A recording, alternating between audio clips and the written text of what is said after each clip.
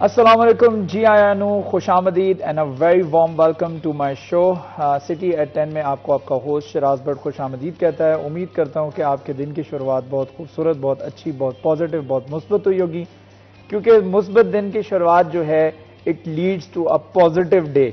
और एक मुस्बत दिन गुजारने के लिए आपके दिन की शुरुआत मुस्बत होनी चाहिए। आप बिस्तर से उठते हैं, आप बेड से उठते हैं, आपके जहन में नेगेटिव वाइब्स आने की कोशिश करेंगी, काम पर मत जाओ, काम पर जाओगे तो थक जाओगे, आज फिर दोबारा से दिन चढ़ गया है, आज तुम्हें दोबारा से काम पर जाना पड़ेगा, वही सेम रूटीन, वही सेम एक्टिविटीज, वही सेम सरगर्मियां। आपको बोर करने की कोशिश की जाती है आपके अपने नफ्स की तरफ से, लेकिन आपने बोर होना नहीं है। जो इंसान पॉजिटिव रहता है वो इसी वजह से पॉजिटिव रहता है क्योंकि उसने अपनी जिंदगी के साथ जुड़ी हुई एक्टिविटीज और सरगर्मियों के साथ चलते रहना है। और चलने के साथ साथ इस चलने के सफर के अंदर बहुत सारी ऐसी मुश्किलात आएंगी जहां पर आप एक ऐसी पोजीशन में होंगे जहां पर आप किसी को माफ कर सकते हैं या नहीं कर सकते। यह आपके इख्तियार में होगा, यह आपकी अथॉरिटी होगी। अल्लाह ताला ने आपको इस पोजीशन में रखा होगा कि एक शख्स आपसे सदके दिल से माजरत कर रहा होगा, कुछ से गलती हो गई, वो आपका अपना है, वो आपका दोस्त है, रिश्तेदार है, अहले खाना में से उसका तो ताल्लुक है, वो आपसे माफी मांगने की कोशिश कर रहा है, लेकिन आप उसको माफ करें या ना करें ये आपके ऊपर होता है। लेकिन दिल बड़ा करना चाहिए, माफ कर देना चाहिए, क्योंकि ये सुन्नत भी है सल्लल्लाहु अलैहि वसल्लम की, और इसके साथ साथ अल्लाह ताला की सिफ्त भी है। अल्लाह ताला भी अफू दरगुजर करता है, और अफू का मतलब यह होता है कि इस तरीके से माफ करना कि आप उस गलती को दोबारा से रिपीट मत करें। 2 साल बाद, तुम्हें याद है 2 साल पहले मैंने तुम्हें माफ किया था, आज तुमने दोबारा से वही गलती की है। आप उस दोबारा गलती को रिपीट मत करें, उस गलती को दोबारा से उसको मेंशन करके उस शख्स को, सामने वाले शख्स को जो है वो पछतावे वाली फीलिंग्स ना दिया करें। अफू दरगुजर का मतलब होता है कि एक दफा बुला दिया, you have to clean the slate, उसके बाद उसकी गलती एग्जिस्ट ही नहीं करती, गलती खत्म हो गई, आपने एक नई बिगनिंग कर दी, एक नई शुरुआत कर दी। तो माफ करना सीखिए, माफ करना अल्लाह ताला माफ करने वाले को पसंद भी करता है। दिल बड़ा कीजिए, अल्लाह ताला हम सबको तौफीक अता फरमाए कि हमारा दिल बड़ा हो और हम लोगों को माफ कर दिया करें, और लोगों को भी ये तौफीक हो कि उस गलती को दोबारा रिपीट मत करें।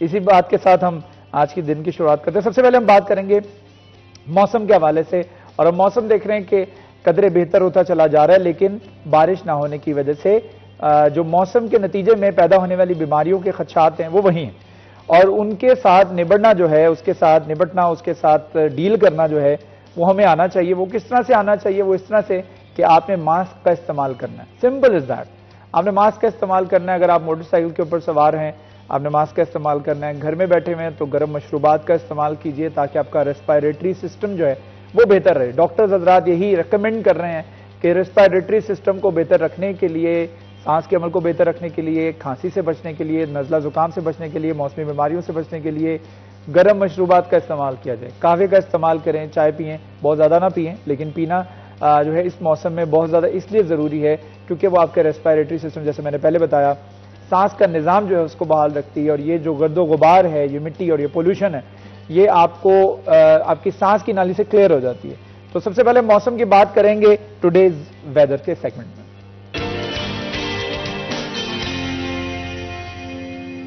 कम से कम दर्जा हरारत जो है वो 14 डिग्री सेंटीग्रेड, ज्यादा से ज्यादा 25 डिग्री सेंटीग्रेड रहेगा। कल हमने देखा था कि दर्जा हरारत जो था वो तकरीबन कुछ 14-16 के करीब था, और अब जो है वो सर्दी चू चू बढ़ती चली जा रही है। वैसे वैसे हम देख रहे हैं कि दर्जा हरारत जो है उसके अंदर भी कमी आती चली जा रही है।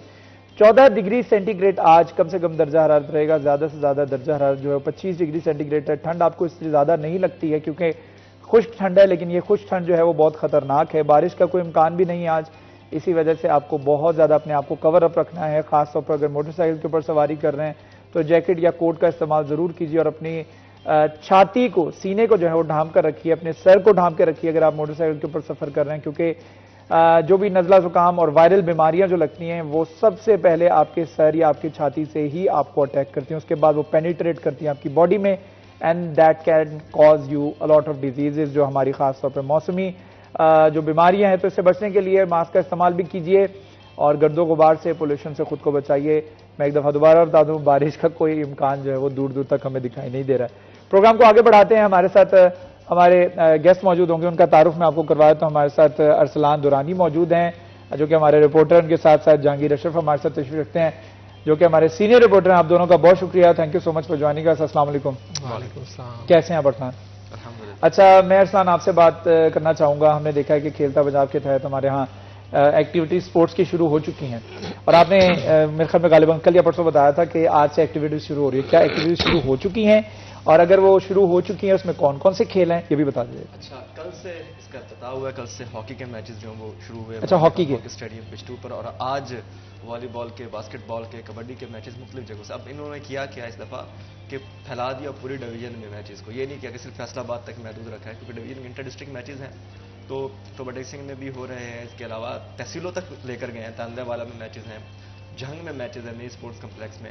तो एक अच्छा हमें ये पैकेज देखने को मिल रहा है थ्रू खेलता पंजाब। और बेहतर बात यह है कि खवातीन भी इसमें बढ़ चढ़ के हिस्सा ले रही हैं। अच्छा, के मुकाबले बास्केटबॉल के, कबड्डी के, बैडमिंटन के, फुटबॉल के और हॉकी के मैचेस जो हैं वो भी साथ साथ हो रहे हैं। तो एक अच्छा जो कॉम्बिनेशन बनाकर मैचेस जो है वो शुरू हुए। कल पहला मैच था जो कि फैसलाबाद की टीम का था और चिन्योट की टीम का था, जिसमें फैसलाबाद की टीम ने फतेह हासिल की है और 2-1 से मुकाबला अपने नाम किया हॉकी का। और आज भी मैचेस जो हैं वो हैं, और जो हॉकी के मैचेस है ये 29 तक रहेंगे, 29 नवंबर तक, जबकि जो बास्केटबॉल के वो एक दिन होंगे। आज बास्केटबॉल का इधर क्रिस्टन स्पोर्ट्स कॉम्प्लेक्स में है वो भी। ऐसे में कौन कौन सी तहसीलें शामिल, जैसे आपने बताया कि टोबा टिक सिंह से भी थे, डिस्ट्रिक्ट इंटर डिस्ट्रिक्ट है, लेकिन उन्होंने किया क्या कि तहसीलों में ले गए हैं अच्छा मैचेस को, ताकि वो एक रहे कि हर जगह पर उसकी नुमाइंदगी भी हो सके, उस जगह की भी एक पजीराई हो जाएगी और साथ साथ जो खिलाड़ी है वो दूर दराज इलाकों में जाकर खेलेंगे और पता चलेगा कि यहाँ पर कुछ स्पोर्ट्स की एक्टिविटीज़ हो रही है। तो सिर्फ उनको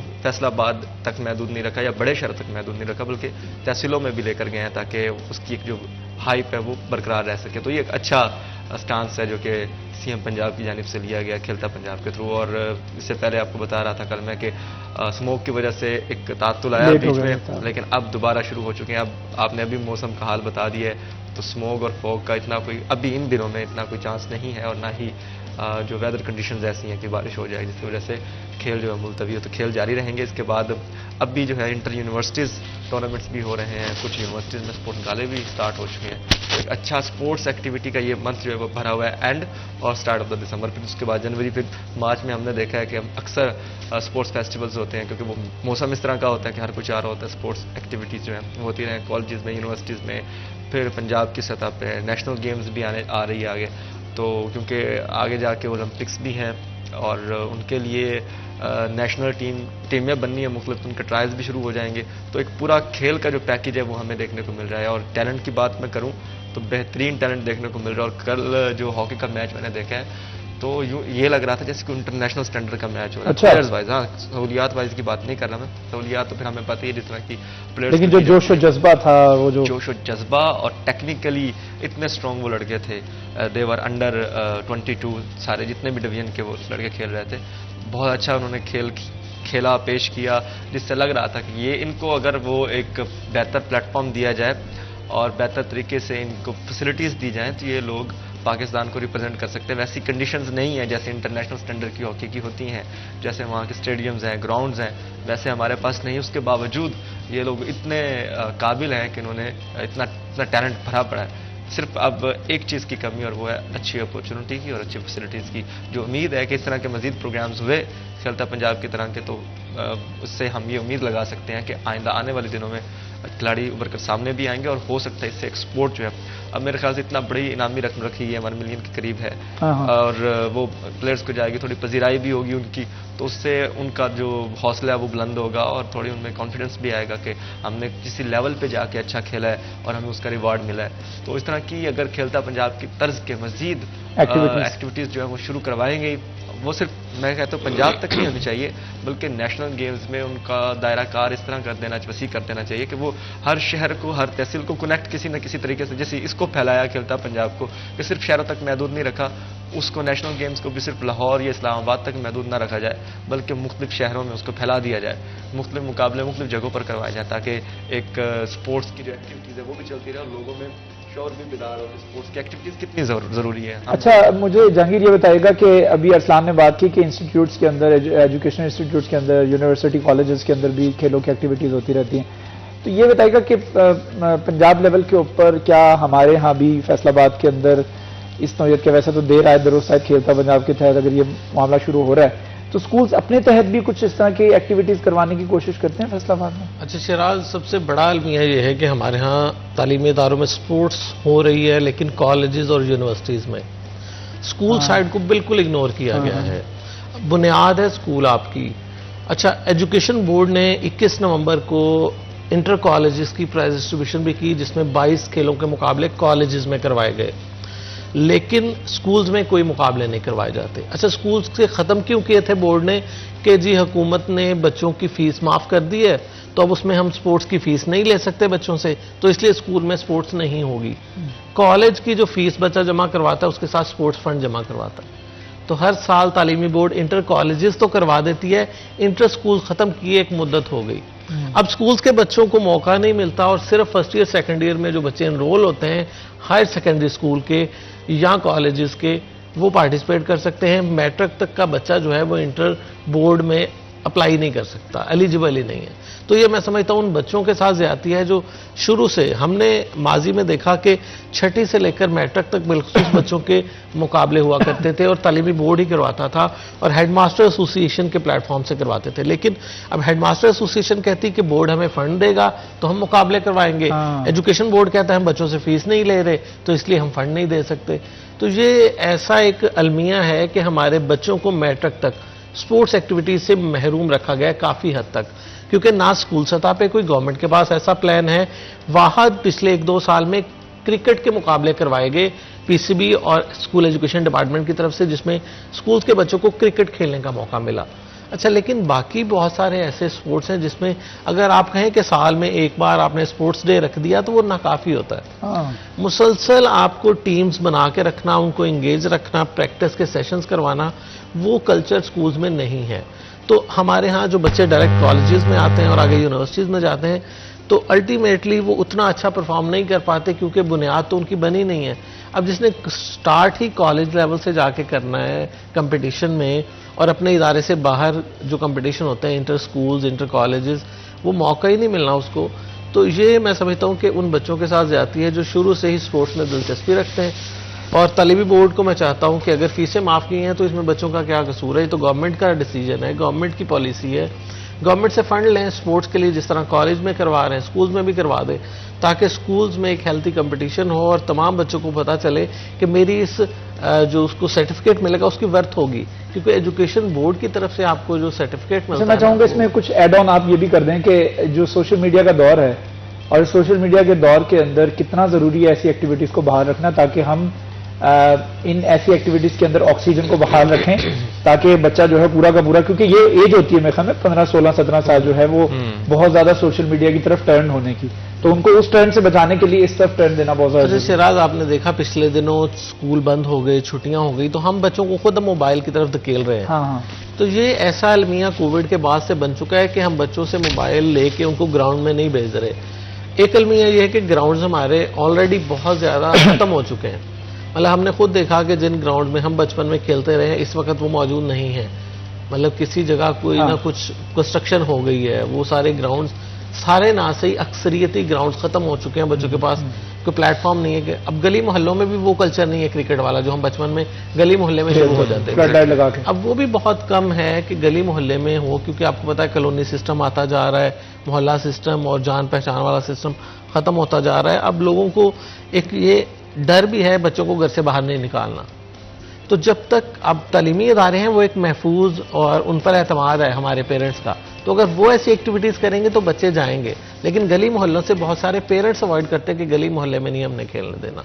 तो ये एक सिनेरियो चेंज होता जा रहा है, इसमें पेरेंट्स को भी समझना चाहिए, इदारों को भी समझना चाहिए। जाहिर तो हम ये आराम के लिए कर रहे हैं कि हमें आराम होता है कि चलो जी बच्चे हमें डिस्टर्ब नहीं करेंगे, फोन ले लो जो खेलते रहो, कोई मसला नहीं। लेकिन हम बेसिकली उनका फ्यूचर तबाह कर रहे होते हैं, उनका मुस्तकबिल तबाह कर रहे होते हैं। ये हम इस चीज से बिल्कुल लाइल में। एक छोटा सा वक्फा, वक्फे के बाद दोबारा हाजिर होंगे, हमारे साथ रहिएगा।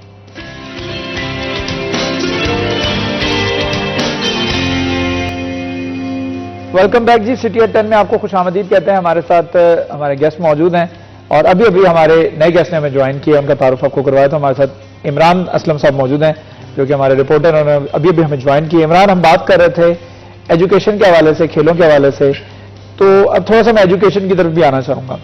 पंजाब हुकूमत की जानिब से नारा लगाया जाता है कि हेल्थ और एजुकेशन के ऊपर हमारी सबसे ज्यादा तवज्जो है। और यही दो सेक्टर है जिनके ऊपर सबसे कम तवज्जो भी है उनकी। तो कितना जरूरी है एजुकेशन के हवाले से बात करें तो भट्टा मजदूरों के जो बच्चे हैं वो आज उनके स्कूल्स में जाकर देखें, बुरे हाल है। वहीं पर गायें बधी होती है, वहीं पर चौपाहे बंधे होते हैं, वहीं पर बच्चे बेचारे पढ़ रहे होते हैं। टीचर कभी अवेलेबल होती है, कभी नहीं होती है।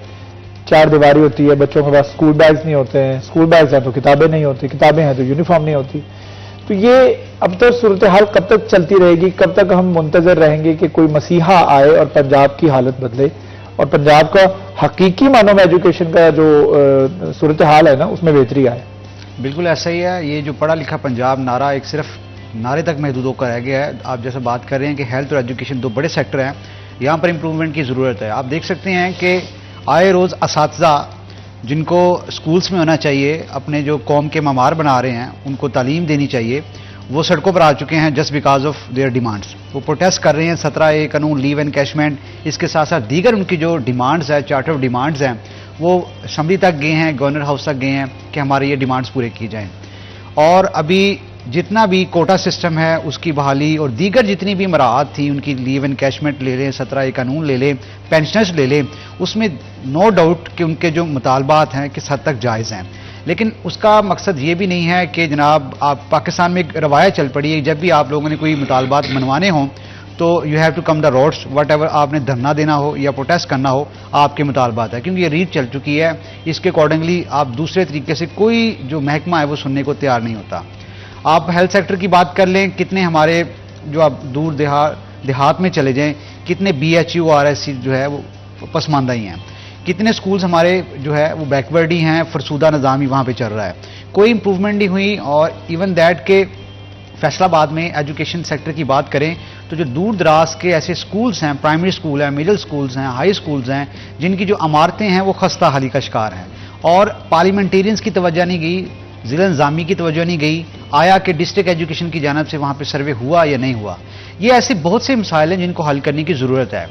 तो इनिशियली पॉइंट तो ये होना चाहिए सबसे पहले, ये जो कौम के ममार, आप नो डाउट जैसा कि इन्होंने कुछ गुज़श्ता चंद सालों से डेंगू अवेयरनेस ले लें, इसके साथ साथ दीगर अपना एक्टिविटी ले लें, इन्होंने अपना डिजिटलाइज तरीके से स्कूलों में एंट्री शुरू कर दी है ताकि असातिज़ा भी अवेयर हों। इसके साथ साथ जैसा कि ना चंद माह पहले इनके इलेक्शंस भी हुए थे यूनियंस के, वो एक कड़ी है कि इनको मोटिवेट किया जाए किस तरह आप लोगों ने आगे आना है। नो डाउट ये कड़ियाँ हैं जिससे हमारे जो बच्चा जैसा ग्राउंड रियलिटी होता है, ग्रास रूट लेवल से जब बच्चा उठता है तो उसका जो जहन है वो उसी तरीके से ग्रो कर रहा होता है। तो इस तरह के कुछ इनिशिएटिव्स तो लिए जा रहे हैं, लेकिन उसके अकॉर्डिंगली इसमें हेल्थ और एजुकेशन सेक्टर में बजट रखना चाहिए और इसके साथ साथ इनको वसी इनकी जो फैसिलिटीज है उनको इम्प्रूव करना चाहिए ताकि आने वाला जो दौर है कम से कम ये कह सकें कि जो बच्चे हैं वो सरकारी स्कूल का जो कॉन्सेप्ट है, देखें ना इन्होंने कितना बुरा किया है। वही जो टीचर है, कुछ ऐसे स्कूल्स हैं कि वही टीचर्स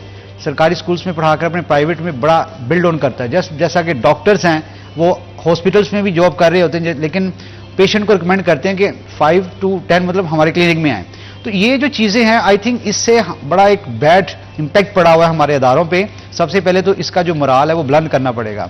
उसके बाद जितने भी मसाइल हैं एजुकेशन सेक्टर्स के, डिमांड्स ले लें असातिज़ा की, वो पूरे हों। देखें जब तक अगर असातिज़ा स्कूल्स में नहीं होंगे, डॉक्टर्स हॉस्पिटल्स में नहीं होंगे, वहां तो पेशेंट मर जाएंगे, यहाँ बच्चों की जो तालीम है बड़ा उसका नुकसान होगा। बिल्कुल सर। तो दोनों सेक्टर्स को अपने अपने क्राइटेरिया और प्रीमिसेस में रहते हुए तमाम अपना किरदार अदा करना चाहिए ताकि ना पेशेंट्स का कोई हर्ज हो ना बच्चों का हर्ज हो। मेरे ख्याल में जहांगीर इसमें आपकी नेशनल रिस्पॉन्सिबिलिटीज भी हैं, उसके साथ साथ आपकी कुछ मॉरल रिस्पॉन्सिबिलिटीज भी हैं जो कोई आपको देख रहा हो या ना देख रहा हो आपको पूरी करनी चाहिए।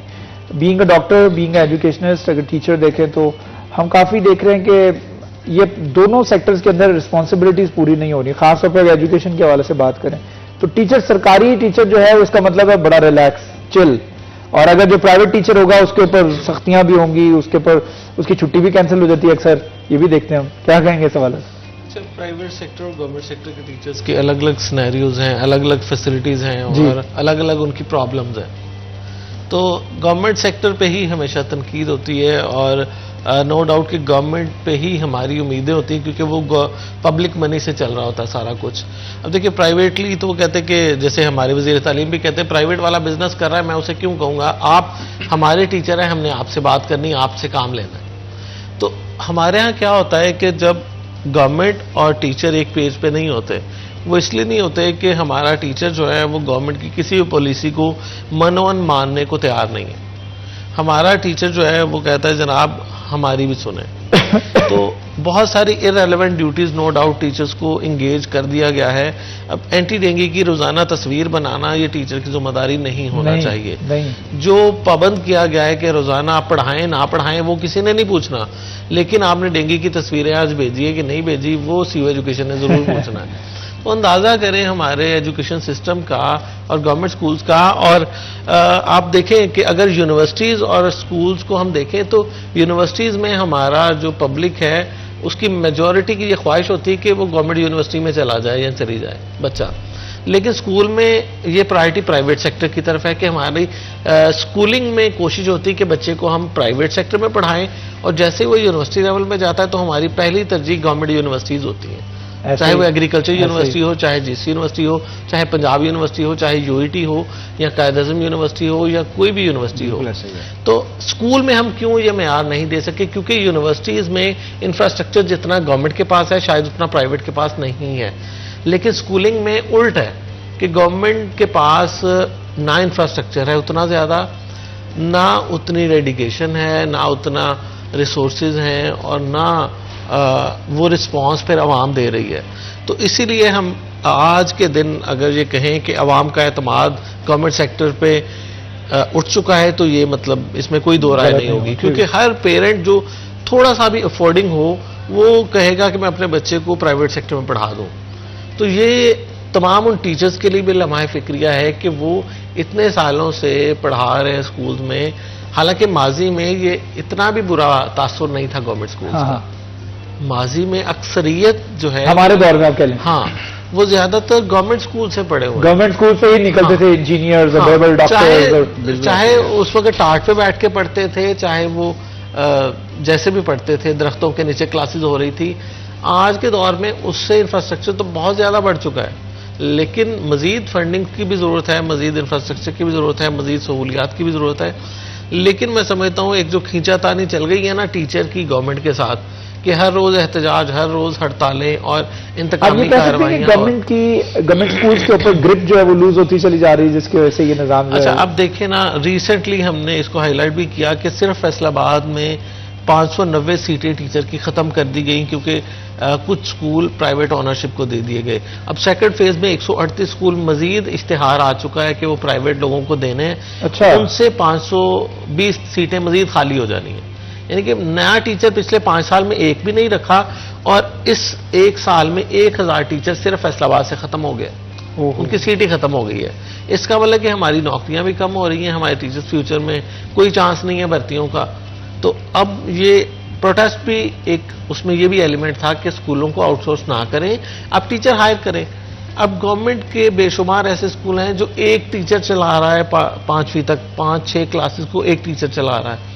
गवर्नमेंट के ऐसे स्कूल, गवर्नमेंट के स्कूल, ये गवर्नमेंट के कौन कौन से ऐसे स्कूल हैं और कहां पर लूप होल्स हैं और किस तरह से उनको फिल किया जा सकता है, इस पर गुफ्तगू करेंगे। एक छोटे से वक्फे के बाद दोबारा हाजिर होंगे, हमारे साथ रहिए।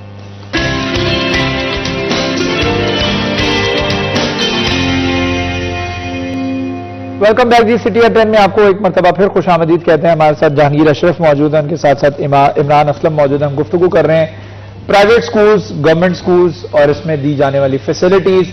गवर्नमेंट स्कूल जो 138 स्कूल जो हैं वो गवर्नमेंट प्राइवेट करने जा रही है, उसकी ऑफर्स लगाई गई हैं, जिसमें उसके हवाले से मजीद मैं थोड़ी सी गुफ्तगू करना चाहूंगा। अच्छा, ये प्राइवेट स्कूल्स करने जा रही है गवर्नमेंट, ये फुली प्राइवेट नहीं होंगे, ये सेमी प्राइवेट होंगे। इसमें कौन सी अथॉरिटीज गवर्नमेंट के पास रहेंगी, कौन सी अथॉरिटीज जब वो प्राइवेट कर दी जाएंगी तो जो प्राइवेट खरीदेगा उसके पास चली जाएंगी? अच्छा शिराज, इसको रीऑर्गेनाइजेशन का नाम दिया गया है कि पब्लिक स्कूल रीऑर्गेनाइजेशन, कि उनको रीऑर्गेनाइज करना है और वहां पर बच्चों की तादाद बढ़ानी है, वहां पर क्वालिटी एजुकेशन को बेहतर करना है। और इसमें ये प्राइवेटाइज नहीं है, ये आउटसोर्स है। इसमें आपको वो स्कूल खरीदना नहीं है, आपने सिर्फ उसके इंतजामात हैंडओवर उन्होंने करने हैं आपको, कि उसमें इंफ्रास्ट्रक्चर सारा गवर्नमेंट का ही रहेगा, असासाजात सारे गवर्नमेंट के रहेंगे, ठीक है, वो प्रॉपर्टी सारी गवर्नमेंट की रहेगी। आपको सिर्फ उन्होंने बच्चे वहां पे हैंडओवर करने के, ये हमारे बच्चे जो ऑलरेडी उन स्कूल में इनरोल हैं। ये वो स्कूल हैं जहां पर या तो सिंगल टीचर था या 2 टीचर इस स्कूल को चला रहे थे, प्राइमरी स्कूल्स को, और वहां पर बच्चों की तादाद तकरीबन 50 से 100 तक है। सही। कि वहां पर गवर्नमेंट कहती है कि अगर पिछले 30 साल से ये स्कूल चल रहा है, 40 साल से स्कूल चल रहा है, 20 साल से स्कूल चल रहा है, तो आज के दिन भी अगर इसमें बच्चों की तादाद 100 है ना, तो वो इनसफिशिएंट है, तो इसको बढ़ना चाहिए। तो अगर दूसरी तरफ जो टीचर्स कहते हैं कि आपने टीचर तो बढ़ाए नहीं, 6 क्लासेस के लिए 6 टीचर तो होने चाहिए। गवर्नमेंट की अपनी पॉलिसी है कि प्राइमरी स्कूल में कम से कम 4 टीचर होंगे, लेकिन वो भी पूरे नहीं है, वो भी पूरे नहीं, क्योंकि पिछले 5 साल में रिक्रूटमेंट तो हुई नहीं है। 1.25 लाख टीचर की सीटें खाली हैं पंजाब में, सिर्फ फैसलाबाद में 6000 सीटें खाली हैं। तो अब इतनी बड़ी तादाद में सीट्स खाली हैं, तो हल ये निकाला है कि जितने स्कूल हैं वहां से टीचर्स को उठा के वापस दूसरे स्कूल में भेजें, और या उनकी सीटों को आप माइनस कर दें। अब जैसे मैंने कहा कि 500 पहले सीटें पहले फेज में माइनस की इन्होंने, और 500 सेकंड फेज में माइनस हो जानी है। फैसलाबाद में 6000 में से 5000 खाली सीटें रह जानी है 1 साल के बाद। सही। तो नई भर्ती कोई नहीं हुई, लेकिन सीटें खाली जो हैं वो कम हो गई। तो गवर्नमेंट आहिस्ता आहिस्ता इन्होंने तकरीबन कहा है कि 25,000 के करीब स्कूल जो है ना वो प्राइवेट कर रहे हैं। ठीक है, तो हमारे पास गवर्नमेंट के टोटल स्कूल 50,000 है, तो इसका मतलब गवर्नमेंट 50% अपना बोझ जो है ना वो खत्म करना चाह रही है, क्योंकि इस वक्त 1.25 लाख सीट खाली है टीचर्स की। तो वो नई रिक्रूटमेंट तो नजर नहीं आ रही हमें। गवर्नमेंट कहती है हमारे पास इतने फंड्स नहीं है। पेंशन के इश्यूज आपको पता है, गवर्नमेंट कहती है कि उतनी सैलरीज नहीं जितनी पेंशन हम दे रहे हैं। तो आहिस्ता आहिस्ता गवर्नमेंट कह रही है कि हम अपना बोझ खत्म करें और हम एक प्राइवेट ऑनर को ये स्कूल हैंडओवर करें, उसको कहें लमसम आप हमसे 1000, 1200, 1500 क्लास वाइज डिफरेंट रेट्स हैं, तो आप हमसे ये पैसे लें और आप अपने टीचर रखें और इन बच्चों को पढ़ाते जाएं। अच्छा, आपको सिर्फ टीचर्स के अखराजात और डे टू डे मैटर्स के हवाले से और बिजली बेयर करने पड़ेंगे। हाँ, यूटिलिटी बिल्स आपको देने हैं और टीचर्स की देनी है, ना आपने रेंट देना है स्कूल का, ना आपको कोई ऐसा मजीद ना आपको एडवांस देना है कोई उस बिल्डिंग के रेंट की सूरत में। आपको जो इनकम की मद में आएगा सिर्फ बच्चों की स्कूल फीस होगी जो आपको 1000, 1200, 1500। और पिछले पहले फेज में हमने ये हाईलाइट भी किया कि जो प्राइवेट ऑनर्स को स्कूल दिए उसमें 40% टीचर ऐसे हैं जो सिर्फ मैट्रिक या इंटर पास है। तो क्वालिटी एजुकेशन तो सफर होगी, क्वांटिटी तो बढ़ सकती है, लेकिन क्वालिटी एजुकेशन सफर होगी, क्योंकि more than 40% teachers private honours को दिए गए स्कूलों में मैट्रिक या इंटरमीडिएट पास हैं। तो वो टीचर्स हैं जिनको 5-7 हज़ार रुपए देकर वो उनसे टीचिंग करवाएंगे और वहां पर बच्चों की तादाद बढ़ाएंगे। तादाद बढ़ेगी तो रेवेन्यू बढ़ेगा। तो वाहद जो प्राइवेट ऑनर को एक बेनिफिट है कि वो इस तादाद को 100 से बढ़ा के 200-300 तक ले जाए, तो फिर उसको अच्छा कोई मुआवजा मिलेगा। अदरवाइज अगर वो भी वहां पे 100-150 में रहा तो फिर उसको कुछ बचत नहीं होगी। तो अगर तो कोई चाह रहा है कि पता नहीं कि इसमें कितनी बचत है, तो उसको फिर एफर्ट काफी करनी होगी, उसको खुद से पब्लिसिटी करनी होगी, क्योंकि गवर्नमेंट स्कूल आपको पता है पब्लिसिटी तो करते नहीं है। अट्रैक्शन के लिए उसको वहां पे कलरफुल और पेंट्स और ये सारी चीजें, और ये कॉन्ट्रैक्ट जो होगा किसी प्राइवेट सेक्टर के साथ, यानी आउटसोर्स किया जाएगा जब स्कूल को, तो वो कॉन्ट्रैक्ट कितने साल होगा ये कोई मेंशन किया गवर्नमेंट ने? अच्छा, इसमें बेसिकली ये एनुअली इसको करते हैं, लाइसेंस को ना उसको कहते हैं लाइसेंस, कि उसको लाइसेंस देते हैं कि आप ये हमारा स्कूल चलाएं, अडॉप्ट करें। तो लाइसेंसी को हर साल वो रीन्यू करवाना पड़ता है। हर साल विजिट करते हैं कि इसके कितने बच्चे हो गए। हर साल उससे क्वालिटी इंश्योरेंस टेस्ट लिया जाता है बच्चों से कि बच्चे आके पढ़ाई कर भी रहे हैं कि नहीं कर रहे। उसके अलावा उनकी अटेंडेंस चेक की जाती है रैंडमली, और रैंडमली जितने बच्चे हाजिर होंगे उतना ही मुआवजा उसको मिलेगा। जितने बच्चे छुट्टी में है उसकी फीस गई। अच्छा, जिस दिन उसका मॉनिटरिंग हो गई, और ये रिटायर्ड आर्म पर्सन रखे हुए हैं, तो जिस दिन उसकी मॉनिटरिंग हो गई उस दिन जितने बच्चे छुट्टी पे हैं तो वो उनकी फीस गई। तो इसलिए अक्सर इनको ये भी पाबंद किया गया है कि बच्चों की हाजिरी भी करें, बोगस दाखिला नहीं होना चाहिए। और इन पे अब ये भी शर्त है कि बच्चों का बेफाम भी मस्ट है, आपकी ऑनलाइन एंट्री भी मस्ट है, और बच्चों की तस्वीर भी स्कूल इंफॉर्मेशन सिस्टम पोर्टल पर होनी चाहिए कि हमारे पास ये बच्चे हैं। तो फेक एंट्री को रोकने के लिए काफी इकदाम उठाए गए हैं। तो जितने इकदाम फेक एंट्री को रोकने के लिए किए जा रहे हैं और जितनी गहरी नजर इन चीजों के ऊपर रखी जा रही है, उतनी ही मेरे ख्याल में उतनी ही एफर्ट चाहिए थी। अगर इन स्कूल के ऊपर एफर्ट दे देते तो गवर्नमेंट स्कूल को भी चला सकती। अच्छा, इसमें सिर्फ टीचर रखने की कमी थी कि आप टीचर रख देते, कि आप जहां पर 2 टीचर, अब देखिए प्राइमरी स्कूल में मिनिमम गवर्नमेंट की 6 क्लासेज हैं, ठीक है, उसमें चलाने के लिए अगर आपके पास टीचर 2 हैं, इसका मतलब कि एटलीस्ट वो 3 क्लास से एक टीचर पढ़ा रहा है। हाँ, तो इसका मतलब है कि वो एक ना तो क्वालिटी दे रहा है ना क्वांटिटी बढ़ रही है। अब जो भी पेरेंट एडमिशन के लिए जाएंगे उन्हें पता होगा कि 2 टीचर हैं और 6 क्लासेस हैं, तो हम प्राइवेट सेक्टर में बच्चा पढ़ा लें। तो फायदा उन इलाकों के पेरेंट्स को होगा कि जो फ्री एजुकेशन में प्राइवेट सेक्टर तर्ज की तालीम चाहते हैं, उनको गवर्नमेंट स्कूल में प्राइवेट सेक्टर की तर्ज की तालीम मिल जाएगी। क्योंकि नो डाउट हमारे बहुत सारे प्राइवेट स्कूल भी ऐसे हैं जो गली मोहल्लों में और देहात में बने हुए हैं, वहां भी कोई इससे मुख्तलिफ सूरत हाल नहीं है, वहां भी मैट्रिक इंटर पास टीचर ही पढ़ा रहे हैं। अच्छा, मुझे इमरान आप ये बताइएगा कि जिस तरह से गवर्नमेंट इस वक्त कर रही है कि प्राइवेटाइजेशन करने जा रही है, या प्राइवेटाइजेशन जो जहांगीर कह रहे हैं उसको प्राइवेटाइजेशन नहीं, उसको रीऑर्गेनाइजेशन कहा जाता है या उसको आउटसोर्स कहा जाता है। आउटसोर्स कर रही है स्कूलों को, 138 स्कूल हैं, अगर आउटसोर्स हो जाते हैं, ज्यादा बेहतर ये नहीं था कि आप जितनी तवज्जो आउटसोर्स करने के ऊपर दे रहे हैं और उसके ऊपर नजर भी रखेंगे, पोर्टल के ऊपर करना है, बोगस दाखिले नहीं होने चाहिए, जितनी तवज्जो गवर्नमेंट उसके ऊपर दे रही है, इससे मेरे ख्याल 50% तवज्जो इन्हीं स्कूल्स के ऊपर दी जाती और सिर्फ टीचर्स की तादाद बढ़ा दी जाती, तो टीचर्स की तादाद बढ़ती हुई देख के बच्चे अट्रैक्ट होते और दाखिले बढ़ते, तो मेरे ख्याल में स्कूल्स वैसे भी चल सकते थे। मुझे लगता है कि जो पॉलिसी मेकर हैं उनको पता नहीं किस हद तक मशवरे दे रहे हैं। उनको कहा गया है कि जो डंग टपाओ पॉलिसी जो है सरकारी स्कूलों में चल रही है, उसको अकॉर्डिंगली इन्होंने फर्स्ट फेज में, सेकंड फेज में आउटसोर्स, फिर रीऑर्गेनाइजेशन का नाम दिया गया। अभी फैसलाबाद में सुबह भर में जैसा बता रहे हैं कि 25,000 से ज़्यादा स्कूल हैं जिनको आउटसोर्स करने जा रहे हैं। बेसिकली अभी जो ये बोली हैं, बोलियों में सबसे ज़्यादा जो एक्टिविस्ट हैं वो इसमें हिस्सा लेंगे, क्योंकि एक्टिविस्ट की जो public awareness campaign, public dealing होती है वो बहुत ज़्यादा है। वही लोग आएंगे जो समाजी रहनुमा है, जिनकी जान पहचान है, जो दाखिले ले सकेंगे। जो एक सरकारी टीचर है, मतलब ओल्ड एज है, उसने क्या अवेयरनेस कैंपेन करनी है? वो तो अपनी स्कूल्स के बच्चों को पढ़ाएगा और घर चला जाएगा ज़्यादा से ज़्यादा। वो जो सोशल एक्टिविस्ट हैं जो इस तरह काम करना चाह रहे हैं फ्लायामा के, उनको एक प्लेटफॉर्म दिया गया है कि इंस्टेड ऑफ कि आप अपनी तरफ से डोनेशन वगैरह करें, हम आपको प्लेटफॉर्म प्रोवाइड कर रहे हैं, आप आएँ, बच्चों की फीस भी गवर्नमेंट पंजाब बर्दाश्त करेगी, आपने इसको एक बिल्डअप करना है। सही। उसमें आप पब्लिक सेक्टर को साथ लेके चले, स्टेक होल्डर्स को साथ लेके चलें, आप वहाँ पे आए रोज़ नए नए वफूद को बुलाएं और मुख्तलिफ एक्टिविटी करें। बेसिकली तो इनकी जानब से जो पंजाब गवर्नमेंट के स्कूल्स पे लगा हुआ ठप्पा है उसको रिमूव करना है ना। पढ़ा लिखा हकीकी मानों में पंजाब इनकी तरफ से, उनकी जानब से की पॉलिसी ये है कि अगर हम ऐसा करेंगे तो ये हो जाएगा। ये पंजाब की अपनी क्रेडिबिलिटी भी है कि उसको जो है सिर्फ अपने स्कूल्स को पंजाब के साथ एफिलिएट रखें तो फिर उस तरह से नहीं बढ़ सकते हैं, तो फिर इसमें तब्दीली क्या की जा सकती है कि उसको प्राइवेटाइज किया जाए या उसको आउटसोर्स किया जाए। तो बहरहाल इस पर मजीद भी गुफ्तगू करेंगे। एक छोटा सा वक्फा, वक्फे के बाद दोबारा हाजिर होंगे, हमारे साथ रहिए।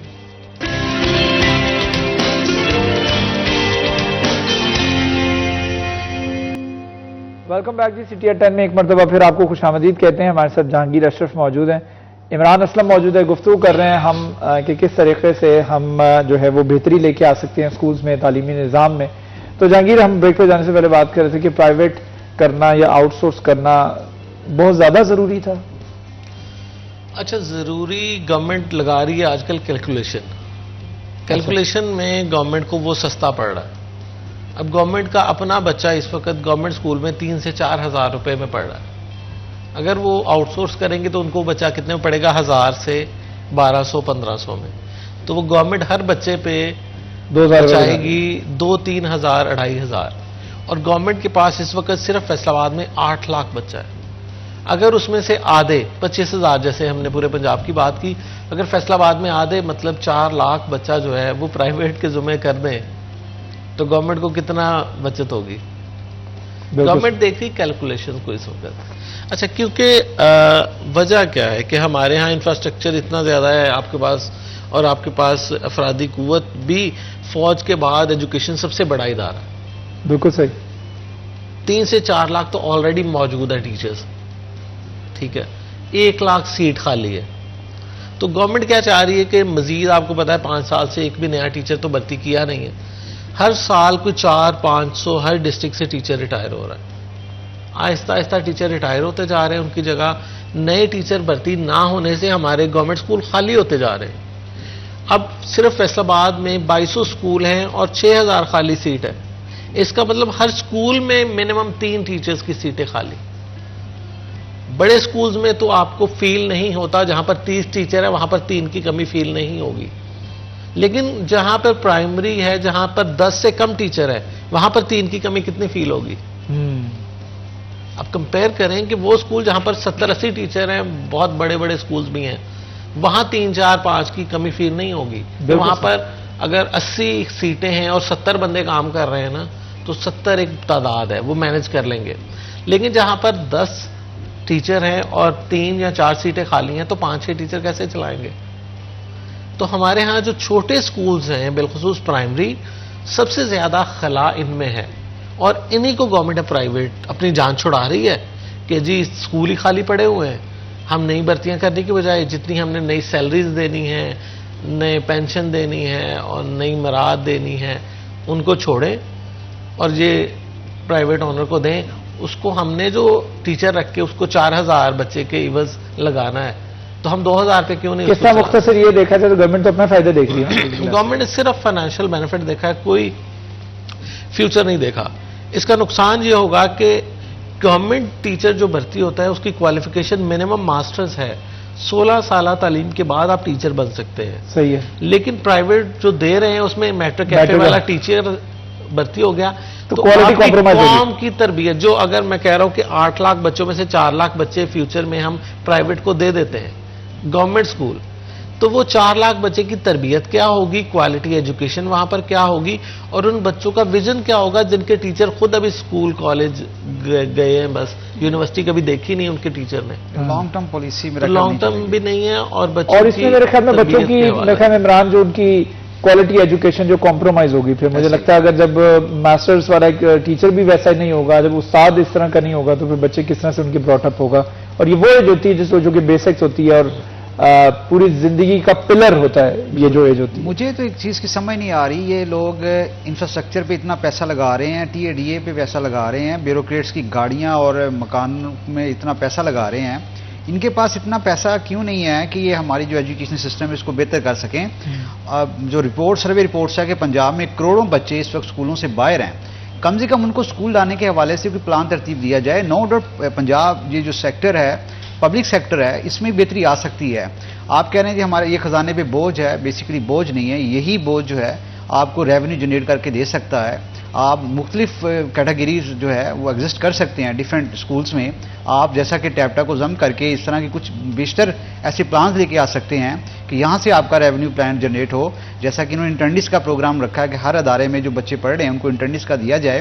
तो मैं समझता हूँ जो कम से कम स्कूल सेक्टर है, कम से कम जो बच्चा ग्रास रूट लेवल पे जा रहा है, गरीब का बच्चा बेसिकली, क्योंकि अमीर के बच्चा तो वहाँ नहीं पढ़ेगा ना, गरीब का जो बच्चा वहाँ पे पढ़ रहा है, कम से कम उसको क्वालिटी और क्वांटिटी एजुकेशन देने के हवाले से आप कोई ऐसा प्लान तरतीब दें। वही हक उनसे छीन रहे हैं, और वो जो बंदा है जिसने इसे स्कूल लेना है या खरीदेगा अपनी ओनरशिप लेके, तो कम से कम इनको ये चाहिए कि आप क्वालिटी एजुकेशन, क्वांटिटी एजुकेशन दोनों आप ठीक है उसमें रखें, लेकिन सबसे बच्चों का कितना नुकसान हो रहा है। इन फ्यूचर में कोई लॉन्ग टर्म पॉलिसी नहीं है कि हुकूमत पंजाब कहेगी जो बच्चा रेगुलर आ रहा है, जैसा बात हो रही है, या ज़्यादा एब्सेंट है, उसका जो है फीस बर्दाश्त नहीं करेगी, रैंडमली जैसे कि इंस्पेक्शन होगी।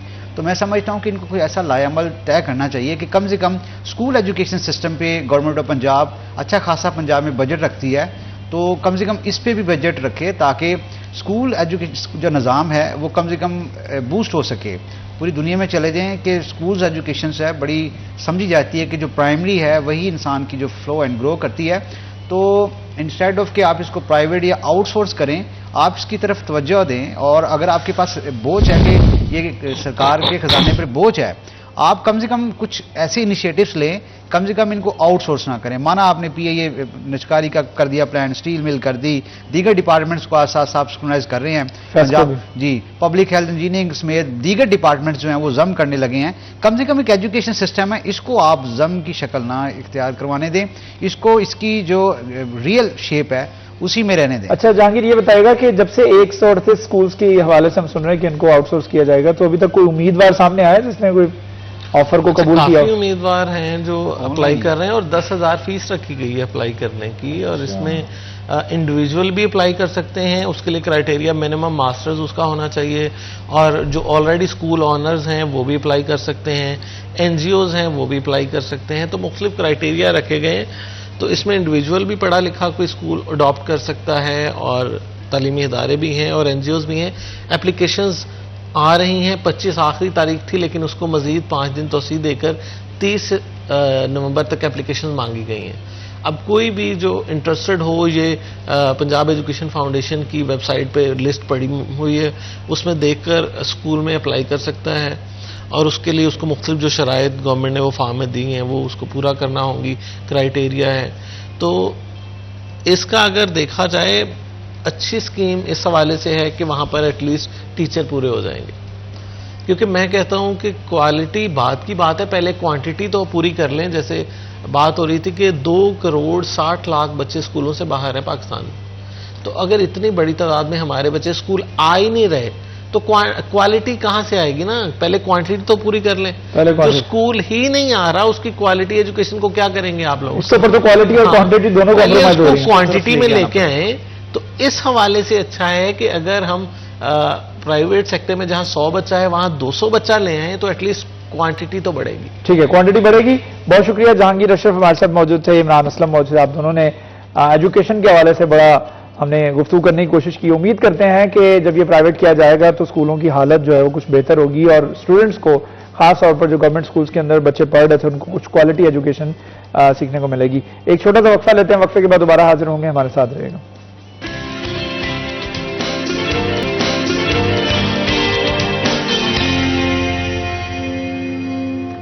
Welcome back ji. City at 10 में एक मरतबा फिर आपका होस्ट शराज बट आपको खुशामदीद कहता है। हमें फिक्र होती है कि आप अपडेट रहें। रोजाना की बुनियादों पर जो रेट लिस्ट निकाली जाती है उसके मुताबिक जो प्राइसेस होती हैं वेजिटेबल्स की, फ्रूट्स की, चिकन की, गोश्त की, मटन की, बीफ की, तो ये इस वजह से आपको पता होना चाहिए ताकि जब भी आप मार्केट में जाएं ग्रोसरीज खरीदने के लिए तो आप इक्विप्ड हों। वेल इक्विप्ड होंगे तो आप दुकानदार के साथ जो है वो निगोशिएट कर सकेंगे, क्योंकि आजकल का जो दौर है हम देखते हैं कि एक दुकान के ऊपर कीमतें कुछ होती हैं, दूसरी दुकान के ऊपर कीमतें कुछ होती हैं। यानी आप कोई सब्जी खरीदते हैं, आप दूसरी दुकान पर जाते हैं, आपको पता लगता है कि आप तो पिछली दुकान पर लुट के आ गए। तो ये बड़ा जरूरी है कि आपको कीमतों का पता होना चाहिए। यही वजह है कि हमने अपने प्रोग्राम के अंदर एक स्पेशल सेगमेंट रखा होता है आज के भाव, जिसके अंदर हम आपको बताते हैं कि आज जो है रेट लिस्ट के मुताबिक कीमतें क्या रहने वाली हैं। तो कीमतें आज की जानते हैं आज के भाव के सेगमेंट में।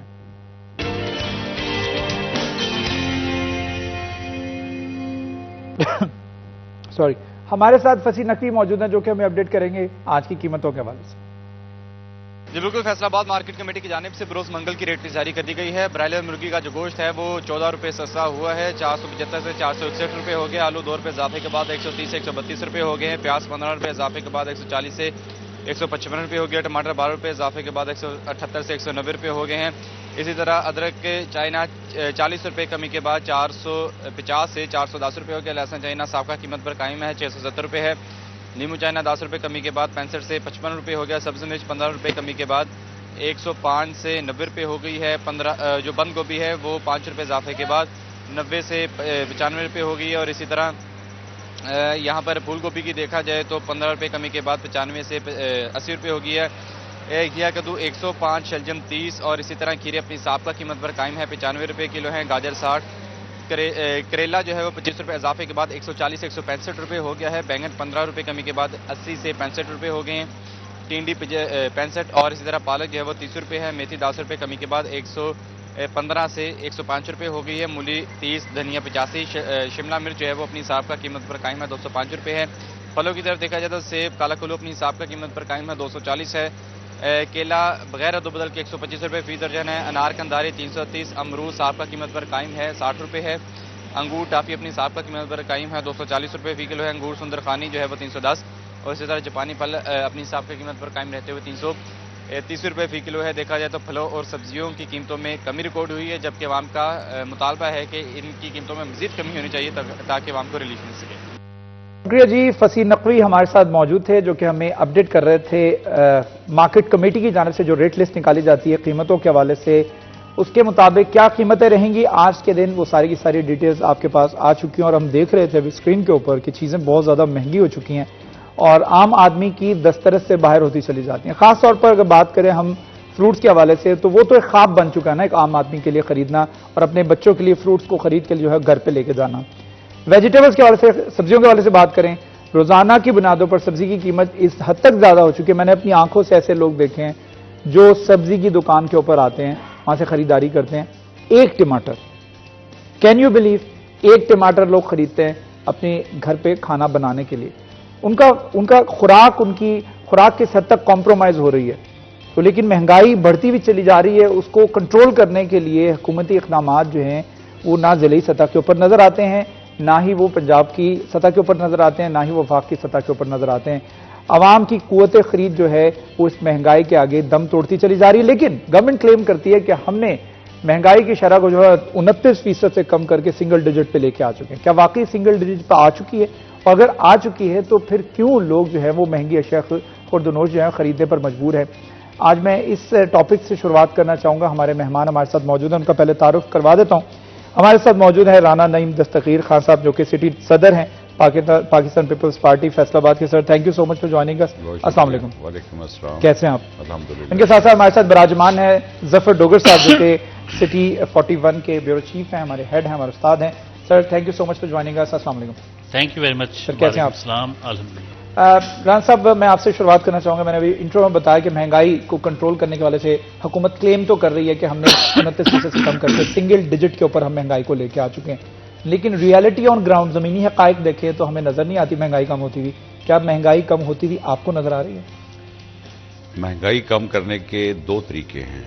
एक तो हुकूमत सही हो, पॉपुलर वोट से हो और उसकी ग्रिप हो।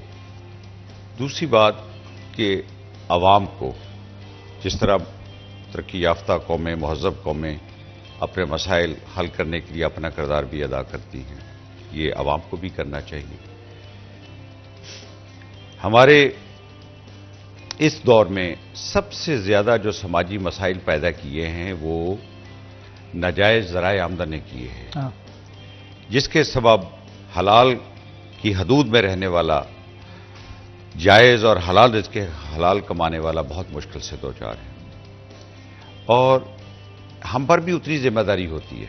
बहुत से लोग हैं ना तोल चेक करते हैं, न मोल चेक करते हैं, पैसे देते हैं, चीज़ ले आते हैं, उनके ज़राए आमदन ठीक नहीं होते, वो ऐसी हरकत करते हैं। गालबन 1932 की बात है, एक दफ़ा गोश्त बेचने वाले कसाबों ने गोश्त महंगा कर दिया। मुसलमान ही खाते थे, हिंदू नहीं खाते थे, सिख अपना काम करते थे। तो उस वक्त जो मुस्लिम अकाबरीन थे, जिनमें मौलाना मोहम्मद अली जौहर ये इस तरह के लोग, उन्होंने मुसलमानों से अपील की कि आप 1 महीना गोश्त को बतौर गज़ा ना बतौर दवा इस्तेमाल करें। ना फ्रिज होते थे फ्रीज करने के लिए। तो उस वक्त मुसलमानों ने इस पर अमल किया। 10 दिन गुजरे तो कसाईयों ने जितना महंगा किया था उससे दुगना सस्ता किया और 10 साल तक कीमत नहीं बढ़ी। हमें बहसियत कौम, बहसियत पाकिस्तान के शहरी अपना किरदार भी अदा करना चाहिए। और जो कंज्यूमर प्रोटेक्शन की कमेटियां बनी होती हैं, सार्फिन के हकूक़ की तहफ़्फ़ुज़ की जो ज़मानत होती हैं, वो बहुत अच्छा काम करती हैं। हमारे यहाँ तो वो भी नहीं है। गवर्नमेंट का जहाँ तक ताल्लुक है, इसको कंट्रोल करने का, गवर्नमेंट की रिट आपको कहीं नज़र आ रही है? किसी जगह भी नज़र आ रही है?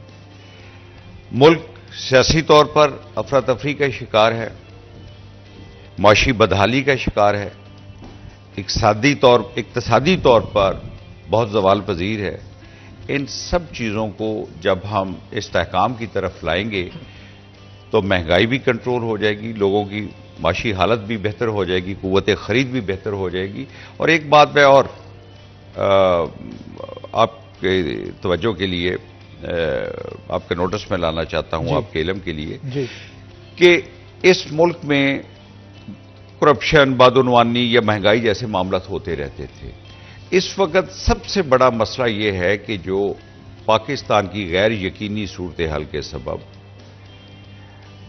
स्किल्ड पर्सन, सरमायादार और जो अफोर्ड करता है वो मुल्क छोड़ रहा है। इसको रोकना चाहिए और मुल्क में क्या रह जाएगा पीछे। बिल्कुल सही। अच्छा डॉक्टर साहब, मुझे बताइएगा, राना साहब ने बात की कि मुआशी इस्तेहकाम तब तक नहीं आ सकता, तो मैं ये कहता हूं कि एक बिल्डिंग जो तामीर हो रही है, जब तक उसके पिलर्स मजबूत नहीं होंगे, यानी सियासी इस्तेहकाम नहीं होगा, तो मुआशी इस्तेहकाम कैसे आएगा? तो मेरे ख्याल में सबसे बुनियाद जो है वो सियासी इस्तेहकाम की है।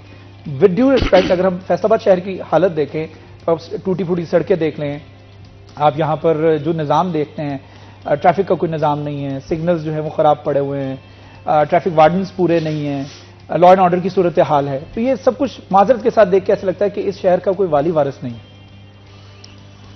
शिराज साहब, बहुत खूबसूरत आपने मंजरकशी की हमारे शहर की, अपने शहर की, इस पे बात करते हैं। लेकिन एक थोड़ा सा हैराना नईम दस्तगीर खान साहब, जिनकी बड़ी गहरी नज़र है जी सियासत पर, मुल्की हालात पर, शहर के मामलात पर, उनसे मेरा बहुत पुराना एक दोस्ती का, भाइयों की तरह हमारा ताल्लुक़ है।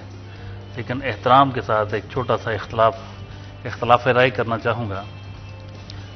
ये जो हम कहते हैं कि बाहर जो बंदे जा रहे हैं, ये सिलसिला रुकना चाहिए, मैं इससे ज़रा मुख्तलिफ राय रखता हूँ। मैं कहता हूँ कि बल्कि 5-7 करोड़ को ज़बरदस्ती बाहर भेज देना चाहिए। यार, आप इतने बच्चे पैदा किए जा रहे हैं, इतने बच्चे पैदा किए जा रहे हैं, 22-23 पता नहीं 25 करोड़ आबादी है। इतनी ज़्यादा आबादी का मुतहम्मल नहीं ये मुल्क, और इसमें से करोड़ों लोग वो हैं जो कमाने के काबिल हैं, लेकिन कोई रोज़गार का कोई ज़रिया नहीं उनके पास। एग्जैक्टली। अगर उनमें से 5-6 लाख हर साल जाते हैं तो ये तो बहुत ही आटे में नमक के बराबर है। और 5-7 लाख अगर जाते हैं तो 14-15 लाख साल के पैदा कर लेते हैं हम। तो वो बात वहीं की वहीं है। बल्कि जो जाते हैं उनकी वो वहाँ से ज़र मुबादला भेजते हैं, हमारा मुल्क चल रहा है, चीज़ें कुछ बेहतरी आ रही है। तो मैं इस पे बड़ी मेरी कैलकुलेटेड ओपिनियन है कि बाहर जो जा रहे हैं वो जाना चाहिए। और ख़ुद राना साहब के पार्टी के जो बानी लीडर थे, साबिक़ वज़ीर-ए-आज़म ज़ुल्फ़िकार अली भुट्टो, उनका तो ये बहुत बड़ा कारनामा था कि उन्होंने अपने दौर में बहुत बड़ी तादाद में पाकिस्तानियों को मिडल ईस्ट भेजा था। और वही बड़ा अरसा तक हम उनके भेजे हुए पैसों पे बड़ा इन्हिसार रहा हमारी मईशत का। अब तो दुनिया हमारे लिए मसाइल पैदा कर रही है, हमें वीज़े नहीं दे रही, अभी तो हम बहुत मुश्किलात बढ़ रही हैं, यह तादाद ऑटोमेटिकली कम हो जानी और वैसे उसका नुकसान होगा।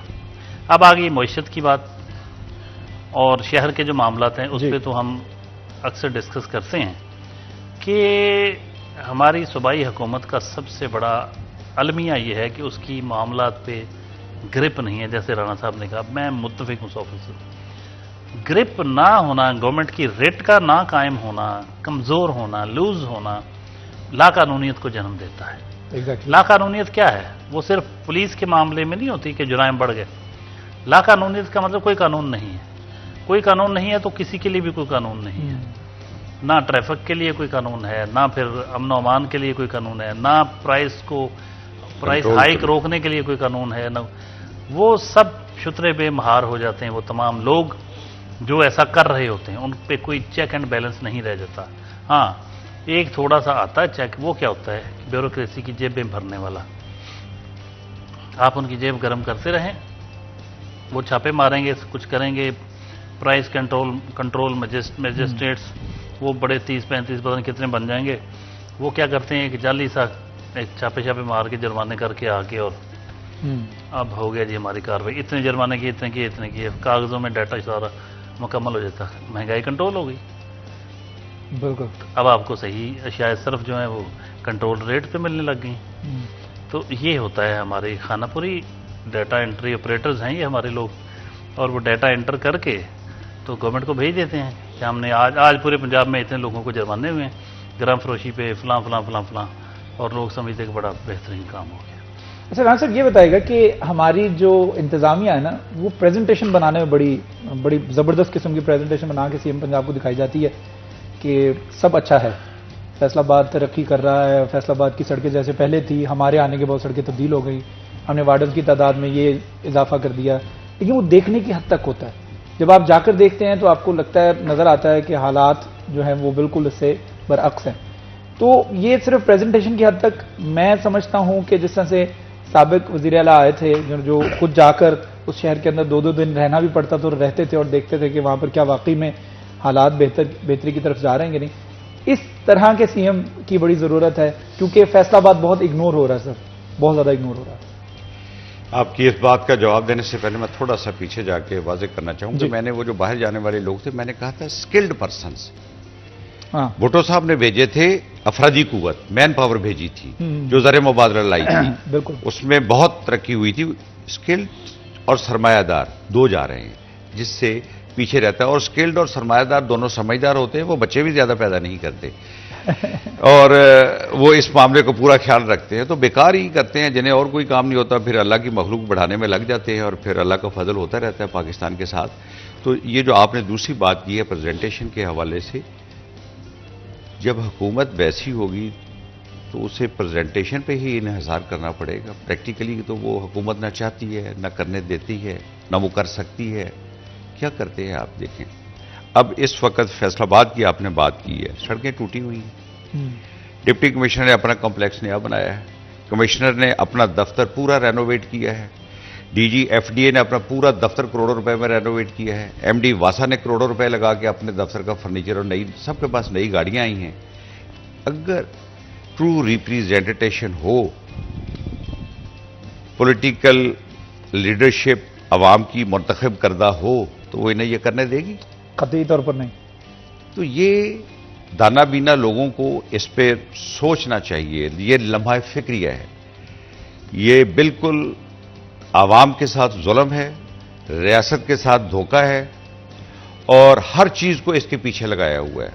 सबको अपने बनने संवर की लगी हुई है, शहर कोई नहीं संभालता। शहर ये मैंने जो बातें की हैं, ये आप खुद जाके देख सकते हैं और ये मोस्ट रीसेंट चीजें हैं। जो ऑफिस आपने बताया, जो रेनोवेट हुए हैं, उसके साथ साथ जो नई गाड़ियां आई हैं, तो लोगों के साथ लोगों को तंग किया जा रहा है। लोगों को बिलों की एनहांसमेंट इजाफे के साथ उनकी गिरा दे दे के उनको तंग किया जा रहा है, उनका गला घूंटा जा रहा है और ये खुद अय्याशियां कर रहे हैं। और हुकूमत इन्हीं की प्रेजेंटेशन देखती है, इसी चीज को देखती है।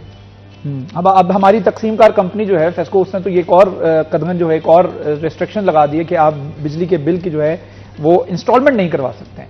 तो ये भी एक बहुत बड़ा मसला है हमारी आवाम के लिए, जिसकी वजह से हम सुन रहे हैं कि बहुत सारे ऐसे हजारों बल्कि लाखों कनेक्शन हैं जो कटने जा रहे हैं सिर्फ अपनी इंस्टॉलमेंट ना करने की वजह से। छोटा सा वक्फे के बाद दोबारा हाजिर होंगे, हमारे साथ रहिएगा।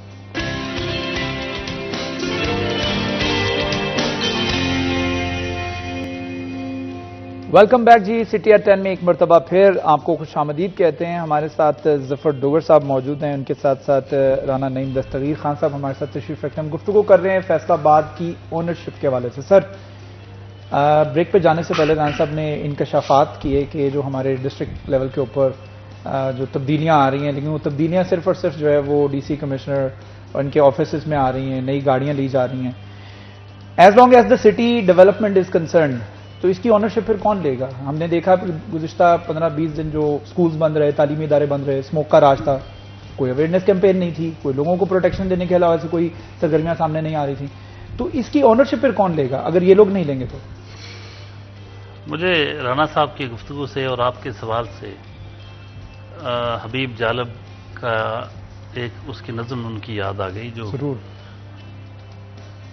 वो उसके अशार मुझे अब पूरी तरह याद नहीं, लेकिन अगर मिसरा किसी एक शेर का एक मिसरा किसी दूसरे से मिल जाए तो वो मफहूम नहीं बदलेगा, ये मैं बता देता हूँ। वो इसी तरह के हालात पे कुड़ रहे थे और कहते थे कि हालात बदले हैं फ़कत वजीरों के, पाँव नंगे हैं बेनज़ीरों के। तो राना साहब ने जो कहा इसका ये मतलब बनता है। तो ये जो अरबाब इख्तियार हैं, जो जहां कहीं भी बैठे हुए, उनके दिन बदल रहे हैं, उनको तो कोई फर्क नहीं पड़ रहा। क्या फर्क पड़ रहा है? ना सरमायादार को फर्क पड़ रहा है, ना इन ब्यूरोक्रेसी को, उनकी कोई मराहत में कमी हुई है, कोई तनख्वाहों में, कोई अखराजात में। मतलब क्या लॉजिक है इस चीज कि इतना बड़ा डीसी कॉम्प्लेक्स उसकी मौजूदगी में, उसके अंदर मौजूद खाली जगह पे एक डीसी साहब को इस सारे कॉम्प्लेक्स में से निकाल के एक अलग इमारत बना के उसमें बिठा दिया जाए, यानी वो सिर्फ डीसी साहब के लिए हो, बाकी सारे अफसरान अलग, उनके लिए अलग। उस पर पता नहीं कितने करोड़ों रुपए लगे हैं उसमें। इसी तरह कमीशन ऑफिस की रेनोवेशन पे और हर डीजी एफडीए और सब, मतलब हर चीज हो रही है उनके लिए। ऐसे है जैसे पाकिस्तान में वाकई कोई ऐसे मादनी ज़खायर निकल आए हैं, माला माल हो गया पाकिस्तान, अब इतना पैसा आ गया हमारे पास कि जहां मर्जी लगा दो। एक तरफ आप कह रहे हैं हम फंसे हुए हैं, मर जाए, मजबूरन हम ये पेट्रोल महंगा कर रहे हैं, मजबूरन बिजली महंगी कर रहे हैं, कभी इनके यूनिट्स कम किए, कोई फ्री यूनिट्स खत्म किए। ये बड़े बड़े जो बड़े बड़े ओहदों पे बैठे, बड़े बड़ी मुकद्दस गाय जो भी हैं, जितनी भी गायें हैं, क्या उनकी मराहत में थोड़ी सी कमी आई? थोड़ा सा कहा है कि यार एक मजदूर अगर अपनी मोटरसाइकिल में खुद पेट्रोल डलवा के जाता है तो आपकी इतनी बड़ी बड़ी गाड़ियों में अगर आप भी अपने पल्ले से पेट्रोल डलवा लें तो क्या फर्क पड़ता है? होना चाहिए ना। नेचुरल जस्टिस का तकाजा है कि एक 30-35 हज़ार या 25 हज़ार रुपये कमाने वाला मजदूर वो अपनी बाइक में खुद मोटरसाइकिल में पेट्रोल डलवा के जाता है, जबकि बड़ी बड़ी गाड़ियां रखने वाले लोग, हमारे बड़े बड़े अफसरान, बड़े बड़े, मैं कहता हूँ जितने मुकद्दस गाय, सारी मुकद्दस गाय, उनकी गाड़ियों में जितना पेट्रोल है वो उनको सिर्फ इतना कहते हैं अपनी जेब से डलवाने प्लीज। तो फिर देखिए पेट्रोल की बचत, आपका जो बिल इतना खर्च आता है पेट्रोलियम मसनूआत दरामद करने पे, तो वो बिल कम होगा। वो ज़ाहिर जेब से जब डलवाना पड़ेगा बिल्कुल बिल्कुल तो कम होगा ना, फिर वो सोच समझ के खर्च करेंगे। अब तो भागम भाग जा रहे हैं, आ रहे हैं। एक तो मैं इस मौके पे कहना चाहूंगा भट्ट साहब, जी, हमारे शहर में अगर हाई कोर्ट बेंच नहीं बनाना तो आईटी के दौर में कम से कम ये करें कि इनके पेशियां इधर कर लिया करें, डायरी इधर एक बना लें, एक कॉम्प्लेक्स बना लें जहां हमारे डीसी, सीपीओ, आरपीओ सब इधर है। एक इनकी तो मौज लगी होती है जब ये पेशी होती, ये जाते हैं पूरा दिन छुट्टी लाहौर में अपने दोस्तों से, अजीजों से मिल के आते हैं। बड़े ये तो मैं कहता हूँ कह के मेरा हाल अपना इंतजाम को ऑटो पायलट पे लगा के जाते हैं कि पहले ही राब्ता नहीं होता आवाम का, ऊपर से ये जिस दिन पेशी होती है हम समझते हैं इनको बड़ी परेशानी होगी। मैंने देखा, गौर किया और मालूम किया तो ये बड़े खुश होते हैं जब कोई हाई कोर्ट में पेशी होती। लेकिन सर ऐसा है कि साहब मुझे ये बताइएगा कि इनसे ऐसा सवाल करें तो उनके पास जवाब भी हम वक्त तैयार होता है, और जवाब ये होता है हम खुली कचहरी करते तो हैं, हम कर रहे हैं, खुली कचहरी करते हैं, हम लोगों के मसाइल सुनते हैं, और हम ये वो मेट्रो बस देने जा रहे हैं, 10 बसें खड़ी हुई हैं बस। वो अगर खुली कचहरी से मसाइल ये हल करें तो एक हफ्ते के बाद खुली कचहरी में कोई साइल दोबारा बाकी ना आए, अगर हकीकी तौर पर ये हल हो जाए। अच्छा, ये बताएं कि जो हमें बताया जाता है कि बसेस मेट्रो जो है बहुत जल्द फैसलाबाद को हम देने जा रहे हैं, आईटी यूनिवर्सिटी देने जा रहे हैं हम, जो शेखुपुरा रोड के लिए पूरा बड़े बड़े फंड जो हैं वो मंजूर हो चुके हैं, बहुत जल्द आपको फैसलाबाद का नक्शा जो है तब्दील नजर आएगा पॉजिटिव वे में, तो क्या वाकई तब्दील होने जा रहा है? ये तो जो कहते हैं, मेरा तो ख्याल है कि इनको अपना पता नहीं कि इन्होंने कब तब्दील हो जाना है, तो वो क्या कर सकते हैं, किस हैसियत में बात करते हैं। उन्हें यह नजर नहीं आता कि शहर के जो अरबाब इक़्तिदार हैं, जो सरकारी अफसरान हैं, सरकारी महकमे हैं, उनके अफसरान के दफातर कैसे हैं, और शहरी जिनके टैक्स पर ये सब कुछ चलता है, ये सब पलते हैं, उनकी हालत किस कदर दगरगू है।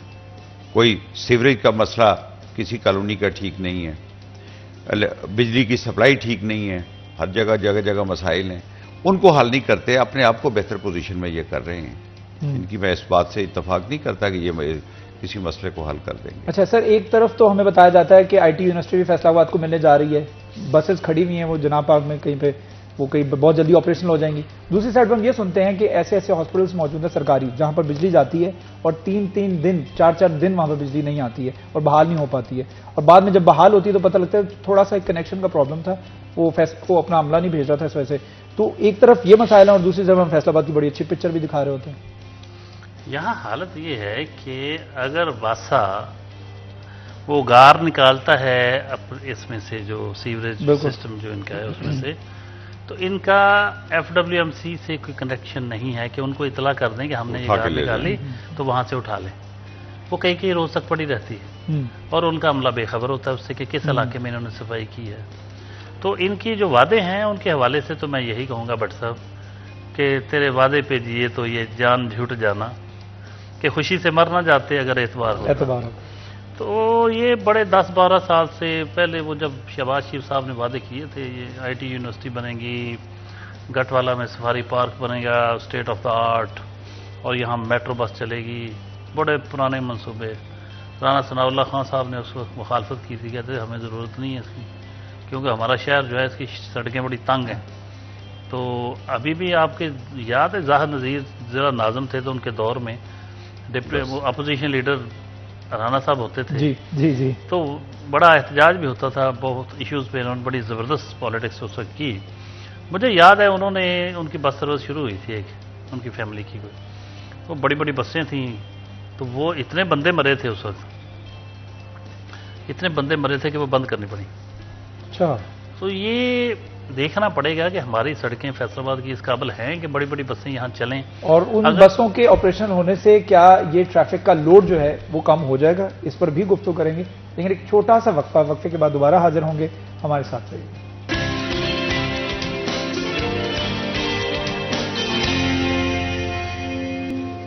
Welcome back ji. City at 10 में एक मरतबा फिर आपको खुशामदीद कहते हैं। हम गुफ्तगू कर रहे हैं फैसलाबाद की हालत को किस तरीके से जो है वो बेहतर किया जा सकता है, खा वो तालीमी हालत हो, वो इंफ्रास्ट्रक्चर के हवाले से हो, वो सड़कें बेहतर करनी हो, वो IT यूनिवर्सिटी बनानी हो, वो बसेस चलानी हो, ट्रांसपोर्ट का लोड कम करना हो।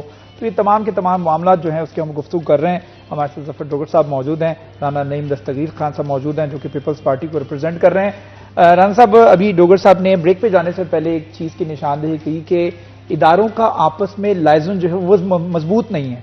हम देखते हैं कि एक सड़क बन जाती है, कारपेटेड रोड बन जाती है, उसके बाद वासा को याद आता है यहाँ से तो पाइप गुजरना था, फिर वो पाइप गुजारा जाता है, उसके बाद वो पाइप गुजार के उसके बाद खुला छोड़ देते हैं कि अब तो कंस्ट्रक्शन डिपार्टमेंट खुद ही उसको देख लेगा। तो ये मामला जो हैं, इन तमाम इशूज को देखते हुए, इकनॉमिक सूरत हाल को देखते हुए, आपको क्या लगता है बल्दियाती इंतखाबात जो हैं वो कितने ज़रूरी हैं? बल्दियाती इंतखाबात से अवामी मसाइल और शहर की तमीर व तरक्की, इस पर बहुत अच्छे असरात पड़ते हैं। अवामी मसाइल भी उनकी दहलीज पर हल होते हैं, लेकिन ये बावजूद जो पार्लियामेंटेरियंस हैं वो नहीं करवाते। और इस वक्त जैसे फैसलाबाद म्यूनसिपल कॉरपोरेशन है या ज़िला कौंसिल है, कमिश्नर फैसलाबाद उनको, उनके वो एडमिनिस्ट्रेटर है, वो सब देखते हैं, वो बनाते हैं। और जो फंड्स हैं लोकल बॉडी के, जो ADP बनती है, वो MNA और MPS देखते हैं रूलिंग पार्टी के। उनको कमीशन मिलता है वहाँ से, उनको तमीर व तरक्की से कोई गर्ज नहीं है। वो सबसे बड़ी रुकावट हैं बल्दियाती अदारों के फाल होने में, अवामी नुमाइंदे होने से। जो अवाम के नुमाइंदे से बल्दियाती इंतखाबात होंगे तो अवामी नुमाइंदे आ जाएंगे, वो उसको चलाएंगे, बेहतर तरीके से चलाएंगे। मैं खुद लोकल बॉडी का मुतअद्दिद बार हिस्सा रहा हूँ। बिल्कुल। तो ये वो इसी तरह उसमें रुकावट है, जिस तरह हाई कोर्ट बेंच में Lahore, Faisalabad high court bench के लिए लाहौर के वकला रुकावट हैं, क्योंकि उनकी वकालत रुक जाएगी। वो जो उनकी आमदन का उन्होंने बनाया हुआ है पूरे इधर उधर से, और ये वो जवाज कहते हैं लाहौर इधर है, ये बिल्कुल गलत बात है। मुल्तान और बहावलपुर बेंच का फासला कम है, दोनों के अलग अलग बेंच हैं। तो ये सबसे बड़ी रुकावट है। बल्दियाती इलेक्शन फिलफोर होने चाहिए और अवामी सहूलत के लिए ये नागज़ीर है। अच्छा सर, मुझे बता दीजिएगा कि अगर हम मुल्तान के वाले से बात करें, उनके पास एक बड़ा ज़बरदस्त किस्म का जो है एयरपोर्ट भी है मुल्तान के हवाले से। फिर उसके बाद हमने बात की अभी बल्दियाती इंतखाबात के हवाले से, तो हाई कोर्ट बेंच ना हो सही चले, अब बल्दियाती इंतखाबात में कौन सी रुकावटें आ रही हैं, ये जरा बता दीजिए। बल्दियाती इंतखाबात एक ऐसा कंबल है जिसे कोई ओढ़ना नहीं चाहता, बशमूल राणा साहब की पार्टी के। कराची फिर इनके हाथ से निकल जाता है, इसलिए सिंध में ये बल्दियाती इंतखाबात की हमायत नहीं करते, क्योंकि फिर वो MKM के हिस्से में चला जाता है कराची और हैदराबाद भी तकरीबन। और पंजाब में अब नून लीग जो है उसको कोई गर्ज नहीं है, वो हालांकि उन्हें कोई डर नहीं कि किसी और पार्टी के हिस्से में चला जाएगा। लेकिन ये जो राणा साहब ने वजह बताई ना, वो बड़ी जेन्युइन वजह है। अच्छा, कि अरकान असेंबली को जो तरक्याती कामों में हिस्सा मिलता है, कमीशन मिलती है, या फिर वो ये समझते हैं, कई दफ़ा हमने इस मौजूद पर बात की कि क्यों ऐसा करते हैं आप। वो कहते हैं जी ये फिर हमें कौन पूछेगा, अगर गली मोहल्ले नाली सोलिंग सड़क स्ट्रीट लाइट्स ये सारी बल्दियाती नुमाइंदों ने वो सारा उनके हाथ में चला जाएगा, हमारी पावर तो हमें कौन पूछेगा। हम ये कहते हैं कि भाई आपको इस काम के लिए तो आपकी ये ड्यूटी है ही नहीं, आप लेजिस्लेटर हैं, लेजिस्लेटिव असेंबली के मेंबर होते हैं, कानून साज असेंबली के, आप कानून साजी करें, ऊपर जाएं। हमारे यहाँ इतने इंतजाज। अच्छा, इसी तरह PTI के चेयरमैन ने बड़ा कहा था जी मैं ऐसा निज़ाम दूंगा बरतानिया जैसा, और पता नहीं वो ऐसा निज़ाम आपने कभी जिंदगी में देखा ही नहीं होगा, ऐसा बल्दियाती निज़ाम दूंगा, हमने वाकई नहीं देखा। तो वो उनकी पार्टी के हाथों वो भी मजबूर हो गए। तो वही कोई भी नहीं यहाँ बल्दियाती निज़ाम चाहता। वो अपना इख्तियार जो है ना वो शेयर करने के लिए तैयार नहीं है। ये हमारी बड़ी बदकिस्मती है। हमें जमहूरियत के नाम पे कहते ये डिक्टेटर्स ने मुतारफ करवाया था पार्लिमानी इक़दार को, पार्लिमानी जो पॉलिटिकल पार्टीज को कमज़ोर करने के लिए। भाई जिसने भी किया था ना, अवाम का इसमें बड़ा फ़ायदा हुआ अलबत्ता। क्योंकि जिस तरह की जमहूरियत आजकल सियासी जमातें लेके चल रही हैं ना, तो उसमें तो फिर हमें कोई ऐसी कोई नज़र नहीं आता कि ये कोई आला जमहूरी इक़दार की खातर हम बलदियाती अदारों की कुर्बानी दे दें। तो जिस तरह की पॉलिटिक्स चल रही है, जैसे एस्टेब्लिशमेंट की एक पार्टी पहले थी, अब वो अपोजिशन में है, तो दूसरी दो बड़ी पार्टियां वो उनके साथ मिलकर सारा कुछ कर रही हैं।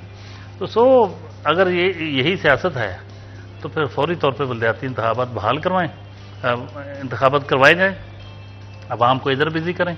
क्यों हमारे मसाइल के ऊपर कहाँ अरकान असेंबली कहाँ हाथ आते हैं? अच्छा, बलदियाती इंतखाबात के हवाले से आपने बात की और माजी के हवाले से आपने बताया कि जो एक्सपीरियंस है आपका बड़ा कि बलदियाती इंतखाबात हमेशा सूदमंद साबित हुए हैं अवाम के लिए, as long as the problems of the public is concern. तो मुझे ये बताएगा कि अभी अरकान असेंबली लेटेस्ट खबर यह है कि उन्होंने भी कंप्लेंट्स किए हैं हायर अथॉरिटीज़ को कि एडमिनिस्ट्रेशन जो है हमारा फ़ोन नहीं उठाते हैं, हमारा फ़ोन नहीं सुना जाता, जिसकी वजह से हमारा इस्तेहकाक मजरू होता है। तो यहाँ से वो लोग भी फ़ोन नहीं पिक करते हैं उन लोगों का जो कि उनके डेरों पे आते हैं और पूरा पूरा दिन वहाँ पर गुजारते हैं और उनके मसाइल भी हल नहीं होते। बात यह है जी कि ये जो ऐसी बातें करते हैं ये सियासी बौने हैं। इंतज़ामिया को अगर आप सही और हकीकी नुमाइंदे हैं आवाम की, तो किसी की जरूरत नहीं है कि आपका फ़ोन ना सुने। ये जो बलदियाती इलेक्शन में रुकावट हैं, यही सियासी बौने हैं और वो लोग बलदियाती इलेक्शन में रुकावट हैं जो पार्लियामेंटेरियन नहीं है, मगर अनफॉर्चुनेटली वो पार्लियामेंट का हिस्सा हैं, वहाँ के मेंबर हैं।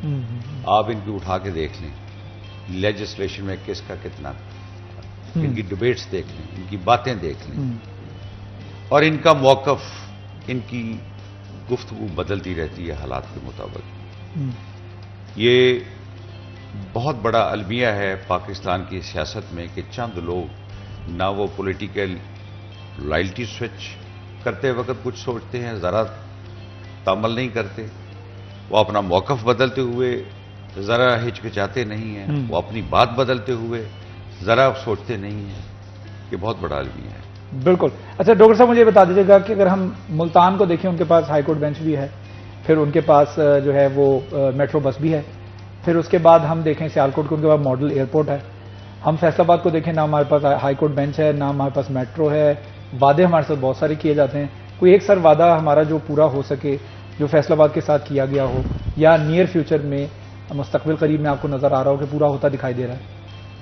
ये जो अभी मैं नाम लूँगा तो फिर आपका प्रोग्राम ना बंद हो जाए। तो ये बड़े मसाइल हैं हमारे, बहुत सारे इश्यूज़ हैं, हमारे साथ बड़ी ज़्यादतियाँ हुई हैं, बड़ी बड़ी शख्सियात ने की हैं। सर हमारे पास एक फैडमिक था, वो भी हमसे चिंता नज़र आ रहा है। मैं कहता हूँ कि मतलब इतना कोई पता नहीं है, हम कोई इलाका गैर में रहते हैं, सबसे ज़्यादा रेवेन्यू देते हैं। मैं बार बार हर प्रोग्राम में ये बात करता हूँ कि सबसे ज़्यादा रेवेन्यू देने वाला ज़िला है फैसलाबाद, और सबसे ज़्यादा इसे इग्नोर किया जाता है।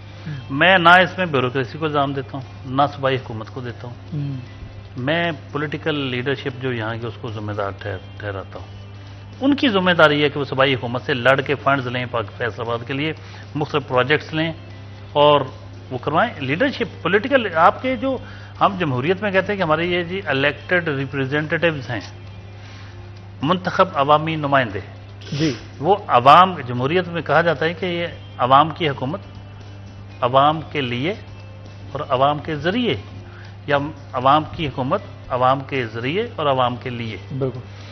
तो राना साहब ने जैसे कहा ना कि जेन्युइन और ट्रूली इलेक्टेड रिप्रेजेंटेटिव्स ना हों जब लोग बहुत सारे, तो फिर इस तरह के मसाइल वहाँ होते हैं। बिल्कुल, फ्रॉम द पब्लिक और फॉर द पब्लिक में पब्लिक ही मिसिंग है, तो फिर किस तरह से जो है वो मसाइल हल होंगे। एक छोटा सा वक्फा ले लेते हैं, वक्फे के बाद दोबारा हाजिर होंगे, कहीं मत जाइएगा, हमारे साथ रहिएगा।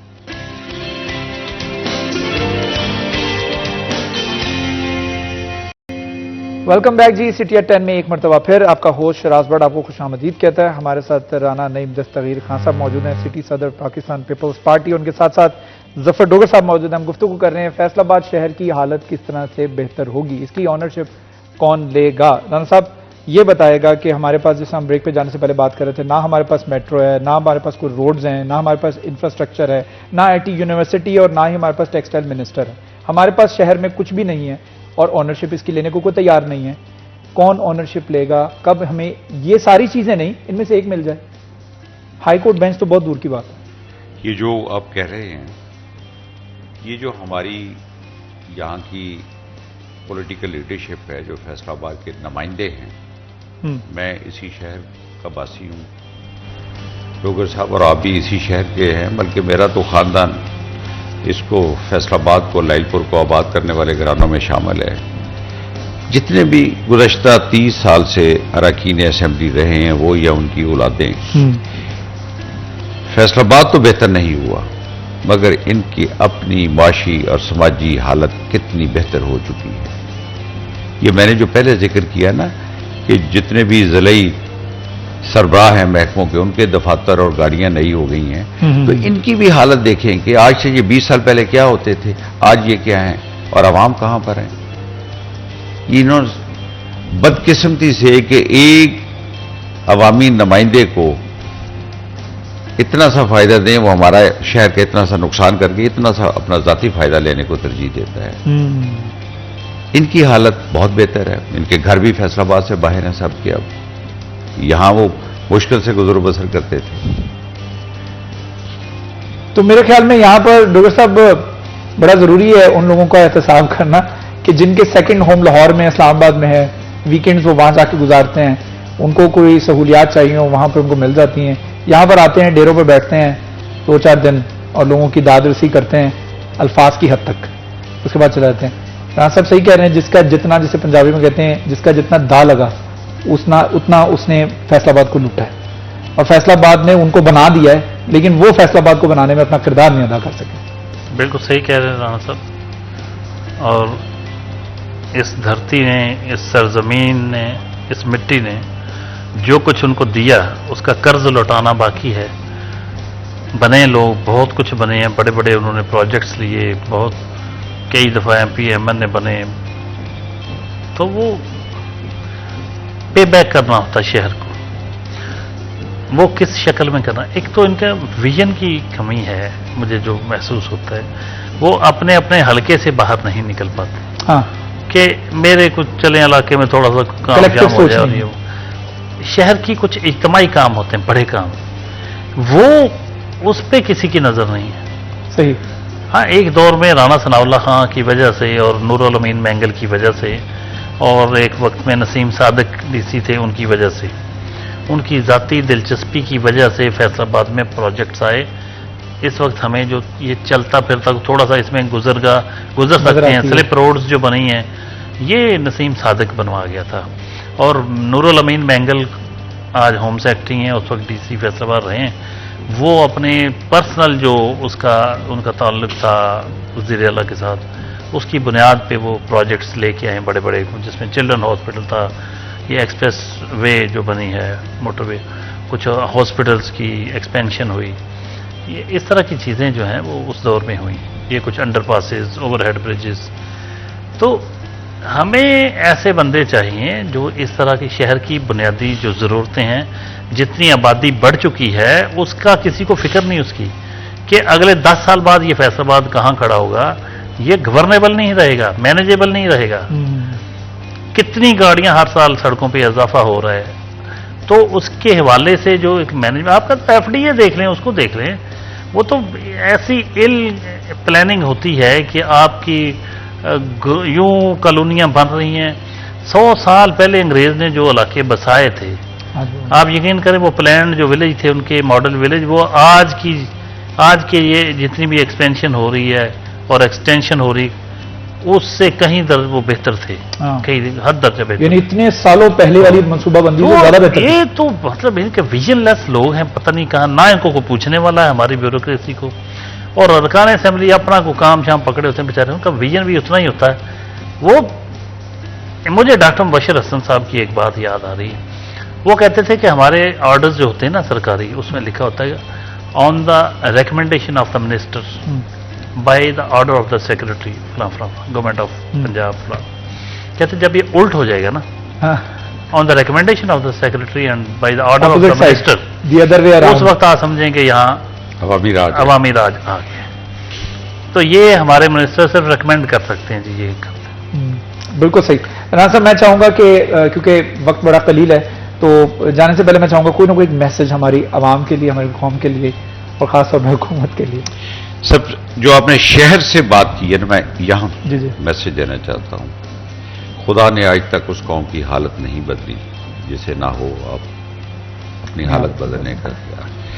फैसलाबाद के शहरी सबसे पहले नाजायज तजावजात का खात्मा करें जो उनके अपने अख्तियार में है, जो वो खुद करते हैं। दुकानदार दुकान खाली छोड़कर सौदा सड़क पर रख के बेचता है। इस आदत को तर्क करें। ये लाइलपुर, ये फैसलाबाद, पाकिस्तान में सिर्फ दो ऐसे शहर हैं। The first one is Lyallpur and second one is Islamabad, जो पहले टेबल पे डिजाइन हुए थे, फिर इनको मैदान में अमली शक्ल दी गई। बिल्कुल बजा फरमाया राना साहब ने। राना साहब आपका बहुत शुक्रिया। जफर डोगर साहब आपका बहुत शुक्रिया, आपने हमें ज्वाइन किया। बिल्कुल सही फरमाया आपने। रात 8 बजे के बाद, 9 बजे के बाद, 10 बजे के बाद आप 8 बाजारों में जाकर देख लें, वहां पर जो आपको सूरत हाल नजर आएगी, आप हैरान हो जाएंगे कि दिन में ये रोड जो है बड़ा कंजेस्टेड था, अब रात में इतना ज्यादा खुला क्यों हो गया? वो खुला इस वजह से हो जाता होता है क्योंकि तजावजात जो है वो नहीं होते। तो आप इमेजिन कर सकते हैं कि जो कंस्ट्रक्शन जिस तरह से इस बाजार की गई थी वो सारी की सारी खराब हो चुकी है, सिर्फ और सिर्फ एक रीजन, और वो एक रीजन है इंक्रोचमेंट, तजावजात। ये तजावजात जो है वो खत्म होने चाहिए। इसके साथ साथ प्रोग्राम का वक्त खत्म हुआ चाहता है। अपने होस्ट शिराज भट्ट को भी इजाजत दीजिए। अपना ढेर सारा ख्याल रखिए। अल्लाह हाफिज।